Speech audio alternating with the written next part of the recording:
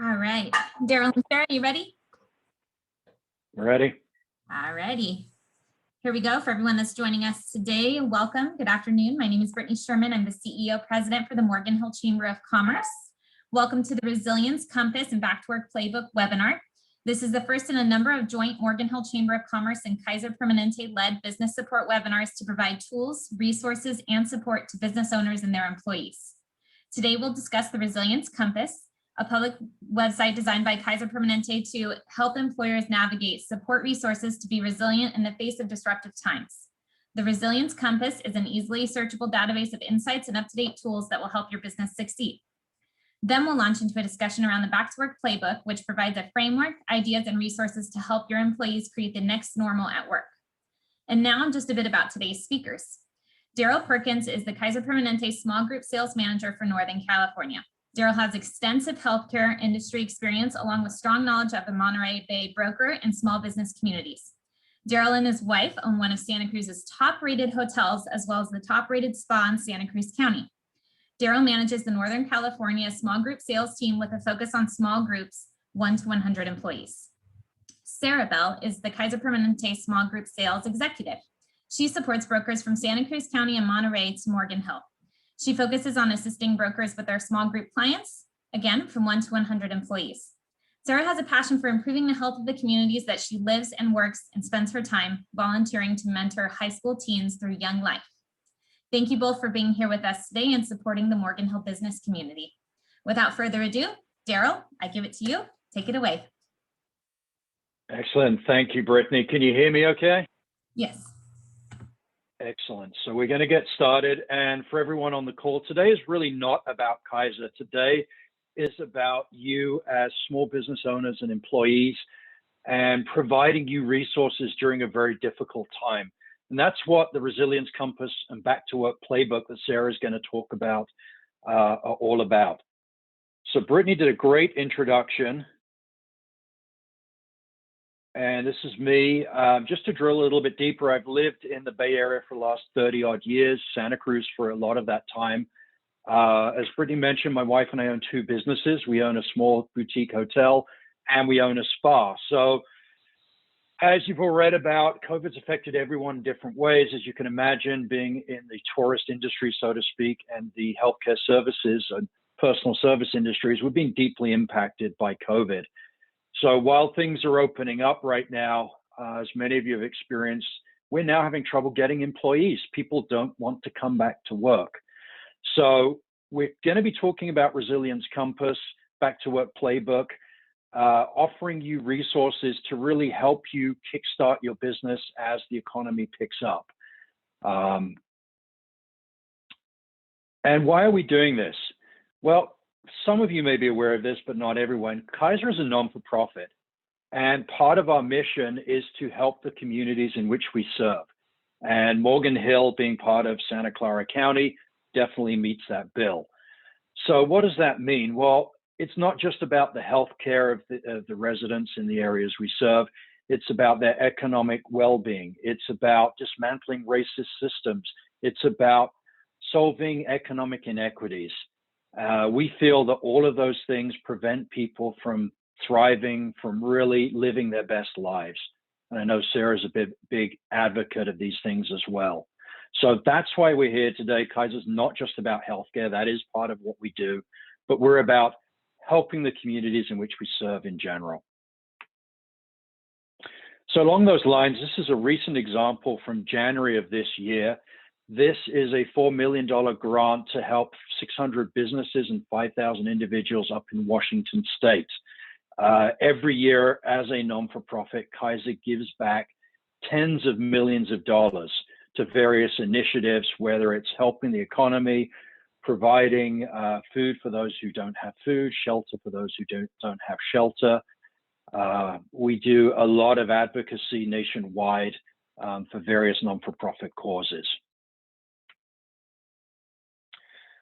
So as Brittany outlined, the Resilience Compass is really a website for employers to find information that's going to help you come back as the economy recovers after COVID. And it's really split into 3 main areas. So the first or three main audiences, I should say. Sorry. First one is for different businesses. So you've got small businesses, you've got regional business community, you've got non-for-profits or purpose-driven organizations, and then the last category is for Kaiser partners, suppliers to Kaiser Permanente. The website itself is split into three different areas. So you have a resource directory, and we're going to dive into that here in just a little bit. I'm going to show you some screenshots, but depending on the location of your business, the size of your business, what you're interested in, you can pull up different resources. The website has links to relevant articles. So if you want to find OSHA's latest information as it relates to your business as a restaurant in Morgan Hill, you can do that. And then the community connection allows you to save a profile and connect with other users who have similar profiles. So this is a little bit hard to read, so theater of the mind here. I'm going to walk you through it. When you go to Resilience Compass, and we're going to share that URL with you a little bit later, you click on the resource page. As mentioned, there are over 600 resources, and you can filter those because it's a lot of overwhelming information. So I need glasses these days, and I'm not wearing them right now. So if I remember correctly, on this slide, I'd selected small business. There's all various types of business that you can select from. On this one, I'd selected funding, but you could select training, education, COVID-19, you name it. There's a lot of different categories to choose from. I'd selected NorCal, and with those criteria, that pulled up 52 different resources that I could look at. So the next section is on relevant articles. And so I was mentioning earlier, this is a good example. You can go to relevant articles, again, based on your type of business, your location. And here's a recent one on what employers need to know about OSHA's COVID-19 directives. As anyone who's on the call knows, as a business owner, these directives are changing constantly on a state level, a federal level, and keeping up with that is a full-time job. So this website is a great resource to help you stay on top of what are the rules. Do my employees wear what masks? Do they not wear masks? Do I have to make my clients wear masks? Do they not wear masks? What's going on based on the case rate per thousand? There's a lot of constantly shifting information, and this website makes it really easy to find the latest and greatest info. So that's the second of the three tiers. Third tiers, as I mentioned, is community connection. So you can save your profile, save your favorite resources, connect with other business owners who have a similar interest to you. So in a nutshell, that's Resilience Compass. It's put together by KP, Kaiser Permanente, but it's not a Kaiser Permanente website. Again, it's a resource for you. You don't have to be a Kaiser member or an employer offering Kaiser. We'd love that, but that's not required. This is about you as a business owner and supporting you. This is the website, resiliencecompass.org. And there are a couple of other links as well. Resilience Compass is available on LinkedIn. I'm sure many of you on LinkedIn would use that on a regular basis, so you can check it out there. If you are interested in more about Kaiser, I'd recommend actually reaching out to Sarah Bell, who's going to be up next. Sarah is our small group rep for the Southern Bay Area and Monterey, Santa Cruz. So with that said, I don't know, Brittany, did you want to take questions now, or did you want to wait till the end after Sarah's presented? I think we'll probably wait till the end if that's okay, Daryl. Yeah, perfect. So now it gives me great pleasure to introduce Sarah Bell. And Sarah. Hi. Awesome. And everyone can hear me, right? Yep.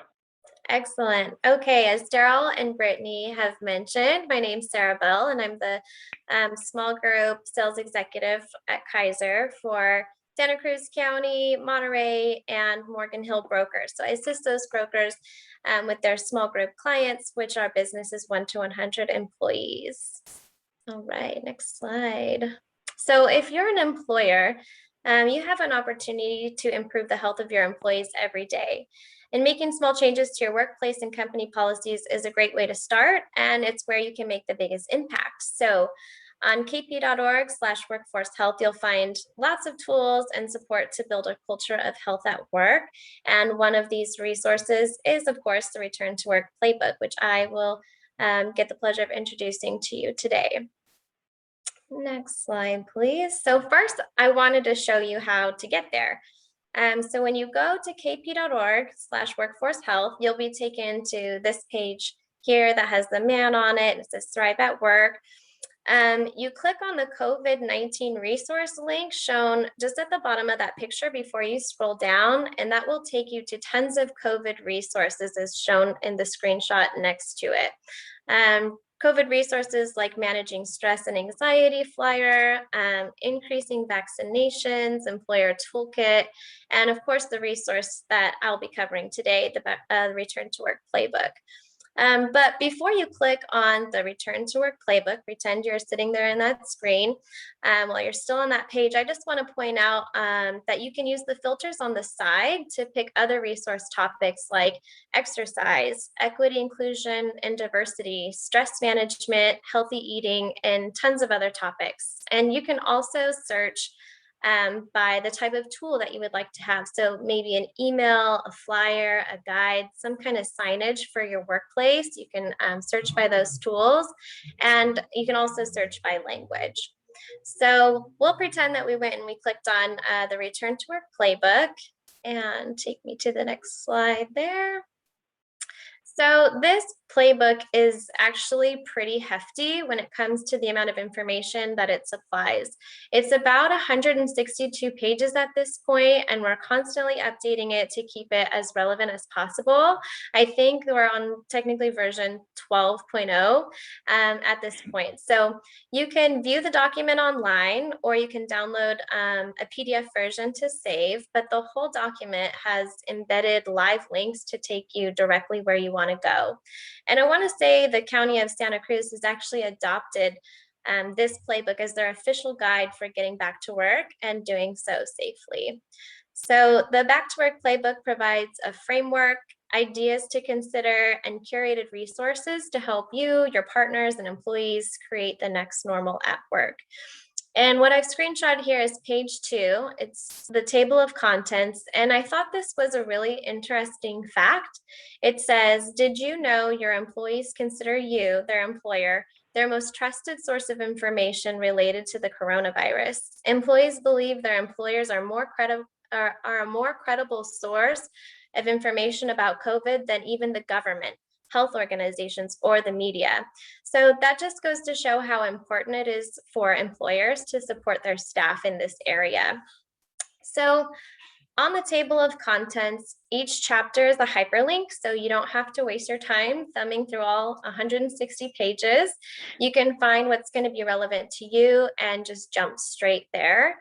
And there's a chapter, for instance, on how to modify your workplace safety plans for COVID, mental health and emotional well-being, and reviewing and updating HR policies. And so you can see all 7 chapters listed right there. And next slide. So let's take a deeper dive into chapter 3 on mental health and emotional well-being as today's example. This is what the first page of chapter 3 looks like. It includes a brief overview with key takeaways and has a couple interesting data points. During COVID, the physical safety of your employees and your workplace have been top of mind, like testing, health and safety protocols, leave policies, etc. But employers should not ignore the mental and emotional impact of COVID on the workplace and the increased number of folks seeking mental health and support and care. The data point listed for this chapter states that 90% of employers report COVID has affected the behavioral health and productivity of their workforce. So as you thumb through chapter 3, if this is the one you selected, you'll find actions you can take to address a potential surge in mental health symptoms that may coincide with the timing of returning to work. You'll find education on the topic, manager tips on grief and loss, and other little nuggets of information. Next slide, please. And at the end of each chapter, you'll find all the resources we have consolidated. So on this particular chapter, one side shows Kaiser Permanente specific resources and the other side lists community resources. And I just want to point out that while maybe some of the Kaiser resources listed might be for members only, most of them are available for the community to use as well. So don't overlook them if you happen to not be a Kaiser member. And next slide, please. So for the Back to Work Playbook, the majority of the information is information that would benefit all industries. But it is important to note that we know there are some slight industry-specific considerations as well. So we've captured them in Chapter 7, Business Spotlights, and you can review business-specific health and safety guidelines for different work environments like construction, manufacturing, hospitality, and more. And as you can see, those are all live links there too, and that will take you exactly to that particular industry. And next slide. So I just kind of screenshot a bunch of other cool things. I found other nuggets of information that you can find. You can find tips, brochures, videos about working from home, which might be handy since so many industries are increasing their working from home schedules. In fact, 68% of employees want to continue working remotely after the pandemic ends. There's a COVID vaccine info page with links to various resources in English and in Spanish, and so much more good stuff you can get out of this playbook. So I've also included on the next slide all the links here. So you can always start with kp.org/workforcehealth, and you can browse there and find whatever you need. But then I also just put on here those direct links if you want to go directly to the resource center or directly to the Return to Work Playbook. I've included those links as well. Anything else you would like to add, Daryl? Anything that I might have missed? No, just one quick question, Sarah, on the Back to Work Playbook. Just to make it clear as well, though, that is available to everyone, not just KP members. Correct? Correct. It's available to everyone. All the resources inside, almost all of those resources are available to everyone, especially on the community side, but 90% of what Kaiser is offering in that playbook is for the general public as well. Excellent. Thank you. Yeah. So, Brittany, I think that's everything. Do we have any questions? Yes, fantastic. I do have a few questions if you guys have a couple more moments with us. Sure. So absolutely. We've kind of seen this trend, and of course, as the chamber we have about 500 business members that we speak with, many of them small business owners, and the trend right now is the lack of workforce, but the increase in consumer demand. So trying to keep up with everything, but not being able to rehire employees. I mean, we've even heard of people offering gift cards for someone just to show up for an interview. So I mean, that's kind of where we're at right now. And part of the problem, I think, is that some of larger and kind of more regional companies can offer those benefits packages, 401k, more of a Monday through Friday type work. Have there been recent changes in the healthcare industry or any programs that smaller businesses could take advantage of to allow them to be more competitive with the larger companies when rehiring? Yeah, so I can take that one. So I'm hoping everyone on the call is somewhat familiar with Kaiser. Kaiser's mission has always been to provide affordable quality healthcare. So if you've been looking at benefits in the past, and quite frankly, a lot of medium and small sized businesses have said, they're just too expensive. Kaiser does have very affordable rates compared with, if you've looked at a traditional, and I don't want to name competitors, but if you looked at other carriers and PPOs, they're ridiculously expensive. I mean, unfathomable. So I would recommend, if you have an insurance broker, talking to your broker about a Kaiser HMO. We've got numerous facilities throughout the Bay Area, thousands of doctors available, and can provide affordable coverage. And what we're seeing, Brittany, to answer your question, is, and I can speak personally as an owner of two businesses, it is really tough to get people back to work. And quite frankly, I think we're going to see this problem until at least September, when the COVID checks run out, is my understanding, and then people are going to come back to work. But what we are seeing, and I'm going to wear my Kaiser hat now, is types of businesses who weren't offering benefits before are offering benefits. We're seeing electrical companies, plumbers, roofers, a lot of trades where traditionally you didn't offer benefits. You've got to offer benefits to attract employees now and to retain your good employees, because if you're not offering them, somebody else will. The good news too is the rules about offering benefits as an employer. You choose what plans you want to offer so you can determine what is affordable and what isn't. And as an employer, you can also determine how much you're going to pay towards those coverages. So to give you a quick example, if you're a small employer and you offer a Kaiser plan, you are required to offer it to all employees. You're required to pay 50% of the employee-only premium. So your employees could pay the other 50% through payroll reduction, pre-tax if they wanted. Of course, you could pay more than 50%, and we have some employers paying as much as 100% for employees. But that is fairly rare unless you're, maybe in tech. You do have the option of offering coverage to your employees' dependents or not with Kaiser. That's pretty rare. Not all carriers do that. A lot of carriers say you got to offer it to everyone. Kaiser says you've got to offer it to your employees, to all of them if you're offering benefits. You can make it available for the spouse, but you don't have to pay anything for a spouse and dependents. So, Kaiser's always been about affordable quality care. If you haven't looked at Kaiser before, and I hate to make this a Kaiser sales pitch, I do recommend looking at it again. You also might have seen ads on TV for Covered California. If you're not ready to make the leap to offering group coverage, which is generally more affordable than individual and family coverage, the other option is Covered California for employees. Depending on their income, they may qualify for subsidies, and I think probably everyone's seen the Covered California ads where people are getting coverage for as little as, I think one person, it was on the ad, had $1 a month. Another person, for a family, it was $100 per month. So that is an option out there. Thank you. And I totally teed you up for a Kaiser pitch, so my apologies. Yeah, no, I didn't put my Kaiser hat on, so I didn't mean to be doing that.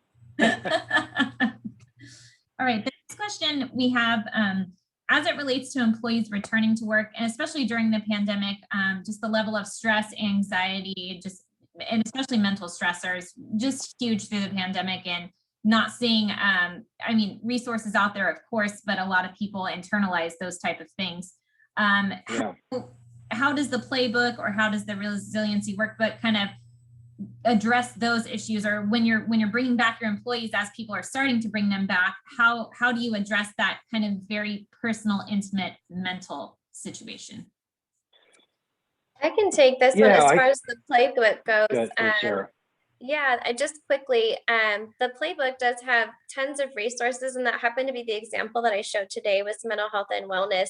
And at the end, you could see that's just one page of resources listed, but I'm trying to think in my head how many were even listed there, 10 or 15.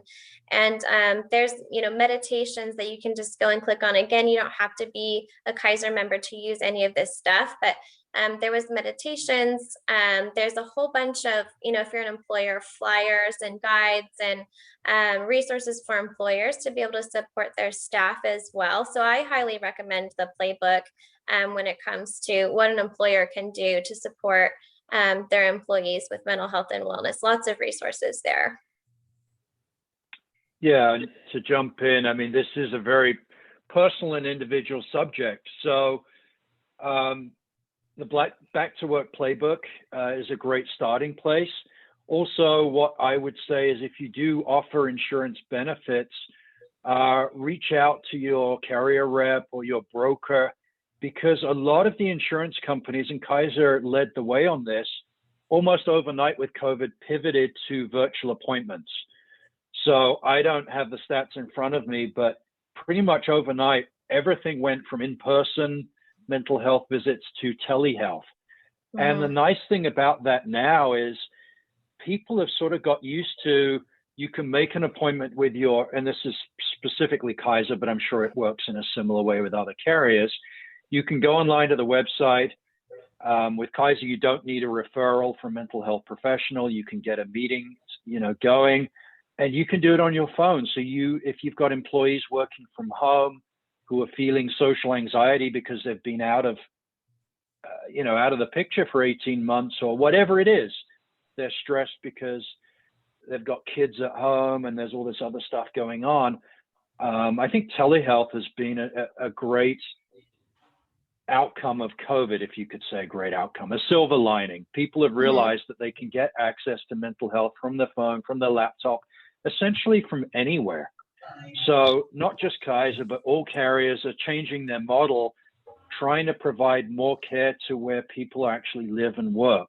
So we're hearing from our docs, not just mental health, but they're doing consultations where people are maybe they're at the break room at a body shop talking to their doctor because they can't get, the time off work to go to a facility nearby. So I think strides have been made during COVID. Mental health was a challenge before COVID in terms of having enough providers. It continues to be a challenge across the board. But speaking for Kaiser, we've definitely made strides in terms of accessibility. And I want to say we've hired 600 additional mental health therapists since 2014. So we know there's demand. We know we're not quite yet where we need to be, but we're making strides. Great, thank you. I think here, probably the last question that we have are, because small business owners are so busy, they can't be attending city council meetings, sitting on Zooms all day. I mean, we have a saying that's, the Chamber of Commerce goes to meetings so you don't have to. We collect the information, right. We get through it, and we just digest it and give you the meat and potatoes of it. So as a small business owner, if I'm listening to this and I want to, of course, go through all of the tools in the Resilience Compass and the Back to Work Playbook, but I just don't have the time to do that, what would you say are the most 3 important things that I should really focus on if I have that small amount of time to research? Well, I will just say for the Back to Work Playbook kind of was created with that exact situation in mind. And so that's why the whole thing is hyperlinked, embedded. And so if you have a really limited amount of time, just go to that table of contents and look for what, resonates with you, or what you need help with, or what resources you think you might be looking for. And you don't have to skim through all 162 pages. You just click right on that and it brings you to it. So that playbook was created with that situation in mind, because we know it's a lot and it changes a lot. So that's what I'd recommend. Yeah, I'll jump in on that as the owner of 2 businesses, and having a day job with Kaiser. I mean, it depends moment to moment what the emergencies are. At the hotel, is it the batteries on a safe's gone out, we have to get a locksmith there before the room wants to check out and the next room checks in, or for the spa, maybe there's an accident on 17 in the morning and our staff can't get there on time, and you've then got to have front desk call all the people with appointments that day. So, I mean, I know it's a revolving door, but to emphasize what Sarah said, the Resilience Compass and the Back to Work Playbook are both designed where whatever is top of mind for you. So maybe your employee calls up and says, hey, I know you want us back to work next month, but I don't think I can do it. You can just go straight to mental health and start looking for resources, or whatever the issue is that you're facing. So these are great resources. So all I would say is my top tip would be bookmark both of these resources, download them if it's applicable, and just have them handy, because you never know day to day what you're going to need. Great, thank you. And I guess to close us off, and any final comments that either yourself, Daryl, or Sarah, that you have, what do you see kind of as the future of healthcare? I mean, you've talked a little bit about the telehealth, and I could totally see that expanding well beyond its COVID years. But what do you see as the future of healthcare, and of course the future of Kaiser as well? Wow, Brittany, that is a big question. That's a huge question. One thing I think we know for sure is that telehealth is here to stay. I mean, that has been proven to be just such a nice, like Daryl said, a silver lining, I guess, to the whole COVID situation. I can't remember the statistic either. I want to say it was like 98% of all our mental health visits went to telehealth after that. So that's one thing that's going to stay, well past the pandemic, is this telehealth and how we evolve to provide services in that arena. Yeah, I'll just address Kaiser. So Kaiser's mission is to support the communities in which we serve. I know that sounds cliche, but that really is fundamental to what we do. As part of that, we feel that delivering quality, affordable care is incredibly important. And so we're going to continue to expand our services, our facilities, the number of doctors available to our members, and we're going to continue to do that at an affordable rate. So that's Kaiser. The industry in general, costs are escalating, spiraling out of control. We're seeing various other organizations trying to replicate Kaiser to keep their costs under control. Some of them, they're cutting back on facilities, they're cutting back on services, they're cutting back on the number of appointments. Luckily, we're not going in that direction, but it is a crisis. Where the country is going, I don't know. We do see single payer initiatives throughout the country. Is that the right way to go? We as an organization don't think so, but I would just stay tuned. Where the industry is going, I don't know, but I do know it will continue to change. Well, thank you. Thank you, Daryl. Thank you, Sarah, for taking the time to be with us today and instruct some of our small business owners and some of the wonderful resources that Kaiser is providing through both the Resilience Compass and the Back to Work Playbook. I think it's very important to let everybody on this call know that you don't have to be a Kaiser member to take advantage of these wonderful services and all of the tools and resources that you guys are providing. So thank you for that. Thank you for spending some time with us today. And as I mentioned earlier, this is just the first of many discussions we'll be having as a joint Kaiser and Morgan Hill Chamber of Commerce webinar. So we invite you to join us for the next round. Thank you, everyone. Awesome. Thank you, Brittany. Thanks, Brittany. Thanks for attending. Have a good one. Bye.